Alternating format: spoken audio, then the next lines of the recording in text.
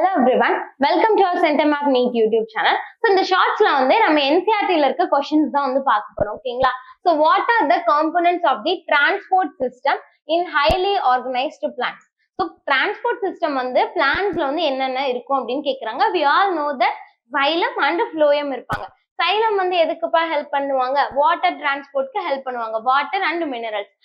அதே மாதிரி இவங்களோட மூவ்மெண்ட் எப்படி இருக்கும்னா from roots to the shoot system, அதாவது upward மூவ்மெண்டா மட்டும்தான் இருக்கும். ஓகேங்களா? அது என்னன்னு சொல்லலாம், யூனிடைரக்ஷனல் மூவ்மெண்ட் அப்படின்னு சொல்லலாம். ஸோ இந்த xylem என்னென்ன காம்பனன்ட்ஸ் இருக்காங்க அப்படின்னா tracheids, vessels, xylem parenchyma and xylem fiber. Then phloem என்ன பண்ணுவாங்க, ஃபுட்டை டிரான்ஸ்போர்ட் பண்றதுக்கு ஹெல்ப் பண்ணுவாங்க. இங்க மூவ்மெண்ட் எப்படி இருக்கும் அப்படின்னா பை டைரக்ஷனல்.